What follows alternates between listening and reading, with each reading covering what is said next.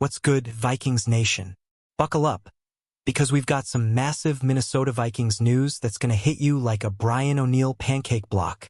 This week, the purple and gold made waves by waiving offensive lineman Trevor Reid, a promising talent from the CFL, and we're staring down the barrel of the 2025 NFL Draft in Green Bay. Why does this matter? Because every move right now shapes our roster for a Super Bowl run. Are you ready to dive into the latest Vikings drama and what's coming next? Let's break it all down. Picture this. Just months ago, Trevor Reid was locking down the left tackle spot for the Saskatchewan Roughriders in the CFL, earning a nomination for Most Outstanding Rookie. The dude's a 6'5", 307-pound beast who started all 18 games and even played in the playoffs. So, when the Vikings signed him to a reserve/futures contract in January, we were hyped. Could this guy be the next big thing for our O-line? But hold up, because Tuesday's news dropped like a bomb. Reid's been waived with a non-football injury designation. What's going on here, Vikings fans? Stick with me as we unpack this roster shakeup, figure out what it means for our depth chart, and preview the draft that could change everything. From Reid's journey to the draft prospects we're eyeing, this is your one-stop shop for Vikings news. Who do you think we should target in the draft? Drop your thoughts in the comments, and let's get this purple party started. Let's start with Trevor Reid's story, because this guy's path to the Vikings is straight up inspiring. Coming out of Louisville, Reid went undrafted in 2023, but he didn't let that stop him. He got a shot with the Philadelphia Eagles as an undrafted free agent, grinding through training camp before getting waived in August. A week later, the Atlanta Falcons scooped him up, but they cut him during final roster decisions. Instead of giving up, Reid took his talents to Canada, where he dominated as the Roughriders' starting left tackle. Talk about resilience. Now, imagine being Reid in January 2025, signing that futures contract with the Minnesota Vikings. You're thinking, this is it, my NFL shot. He was set to compete for a spot on our O-line, maybe even challenge for a starting role. But here's the kicker. A non-football injury designation means something outside of the game sidelined him. We don't have details yet. Could be medical, could be personal, but it's a gut punch for a guy who's been fighting for his NFL dream. What do you think happened? Hit the comments with your theories. This move raises big questions about our offensive line depth. With Reid out, we're leaning on guys like Christian Darrisaw and Blake Brandel, but injuries can pile up fast in the NFL. Are we thin at tackle? Could this push GM Kwesi Adofo-Mensah to prioritize the O-line in the draft? Let's keep rolling and see how this ties into our weekend plans in Green Bay. Speaking of the draft, Vikings Nation, we're just days away from the 2025 NFL Draft kicking off in Green Bay on Thursday at 7 p.m. Central Time. This is our chance to reload with young talent and keep the purple machine humming. But here's the catch. We've only got 4 picks this year, tied for the fewest in the league, thanks to Kwesi's bold trades last year to snag J.J. McCarthy. Every selection has to be a home run, or we're in trouble. The Vikings have been laser-focused on the trenches this offseason, and the draft buzz is all about bolstering our lines. Sources like The Athletic are pointing to interior offensive linemen like Alabama's Tyler Booker, Ohio State's Donovan Jackson, or Texas' Kelvin Banks Jr. as potential targets at pick number 24. These guys could solidify our run game and protect JJ for years. But wait, could we also go defense? Our D-line coach Marcus Dixon might be drooling over a pass rusher or a big body like 332-pound Dante Caldwell. Which side of the ball do you want us to prioritize? Here's why this draft feels so intense. We're the NFL's oldest roster from 2024, and we need youth to stay competitive in the NFC North. With Reid's departure, the pressure's on to find O-line depth. Will Kwesi stick and pick at 24, or trade down for more picks? Keep those comments coming, because we're about to dive deeper into what Reid's exit means for our strategy.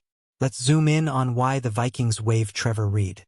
A non-football injury designation is vague, but it's not a good sign.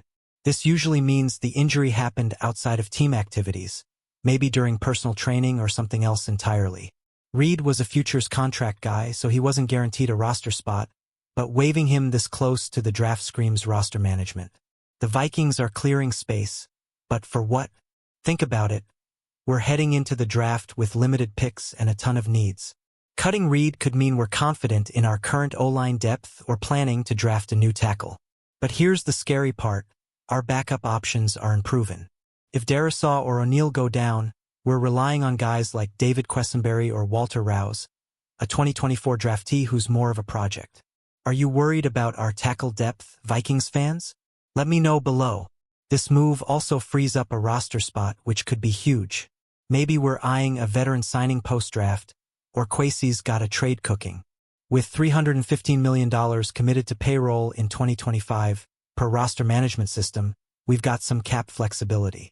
Could this be a sign of a bigger splash? Let's keep peeling back the layers. Now, let's talk about Reid's time in the CFL because this dude was no slouch. In 2024, he started every single game for the Rough Riders, helping them finish second in the West Division with a 9-8-1 record. Their O-line, with Reid at left tackle, allowed just 35 sacks, fourth best in the CFL. That's the kind of protection J.J. McCarthy needs. Plus, he was nominated for Most Outstanding Rookie, which tells you he was turning heads. What's wild is how Reid got to Canada in the first place. After getting cut by the Falcons, he signed with the Rough Riders in December 2023 and turned that opportunity into a breakout season. At 24 years old, he's still young enough to bounce back from this Vikings setback. Do you think another NFL team will take a chance on him? Or could he return to the CFL? His exclusive rights stay with Saskatchewan through February 2026, so that's an option. This makes you wonder about our scouting process. We saw something in Reid to sign him, but now he's gone. Are we missing out on a diamond in the rough, or was this just a calculated cut? The draft will tell us a lot about Kwesi's vision, so let's shift gears and look at our draft strategy. Draft week is here, and the stakes couldn't be higher. Vikings Nation. The first round on Thursday is our chance to grab a game changer. But with only 4 picks, Kwesi Adofo-Mensah and Kevin O'Connell have to be surgical. The Athletic reports we've poured serious time into evaluating defensive linemen, which makes sense with Brian Flores' aggressive scheme. But don't sleep on the O-line. Reid's exit puts more pressure on finding a plug-and-play guy. Mock drafts are all over the place, but one name keeps popping up. Ohio State's Donovan Jackson. This dude's a beast at guard and even filled in at left tackle in college. He visited us pre-draft, per purpleptsd.com, and could be a perfect fit to shore up our interior. If he's gone, North Dakota State's Gray Zabel or West Virginia's Wyatt Millam could be in play. Who's your dream pick at number 24? Drop it in the comments. Here's the suspense. Some experts, like those at Yahoo Sports, think we might trade down to stockpile picks. With only 4 selections, an extra 3rd or 4th rounder could let us grab a safety or another lineman. But trading back means risking our top targets. Would you take the gamble or stay put and draft a stud? Let's keep this train moving. Let's get real about our O-line situation post-Reid. Christian Darisaw is a stud at left tackle, and Brian O'Neal's no slouch on the right, but depth is a problem. Blake Brandle's been inconsistent at left guard, and center Ryan Kelly, while solid, is 31 and injury-prone. Losing Reid, who could have competed for a backup tackle spot, hurts more than you might think. Are we one injury away from disaster? The draft could fix this, but we've got to nail it. Touchdown Wire suggests a guy like Wyatt Millam, a 6'6", 317-pound tackle who projects as a guard in the NFL. He's got the size and experience to step in day one. Or maybe we go for versatility with someone like Tyler Booker who can play multiple spots. What's your take? Should we double down on O-line or spread our picks across positions? This is where Kwesi's track record comes under fire. His 2022 draft class hasn't panned out, per ESPN, and we can't afford misses with an aging roster. Reid's waiver might be a small move, but it's a reminder that every decision counts. Are you trusting Kwesi to crush this draft? Let's see what else is brewing. Let's pivot to the defensive side, because the draft buzz isn't just about offense. Our D-line got a major boost in free agency with Jonathan Allen and Javon Hargrave, per ESPN, but we still need young blood. Brian Flores loves versatile, disruptive players, and a guy like Dante Caldwell could be a steal. At 332 pounds, he moves like a much smaller man, per The Athletic. Imagine him wrecking havoc next to Hargrave. The safety room is another concern. Harrison Smith might retire after 2025, and Cameron Bynum's a free agent. Josh Metellus is a star, but we need a rangy safety to pair with him. A late-round flyer like Theo Jackson could be an option, but should we use a higher pick? What's your priority? D-line, safety, or O-line? Hit the comments. Reid's exit doesn't directly impact our defense, but it's all connected.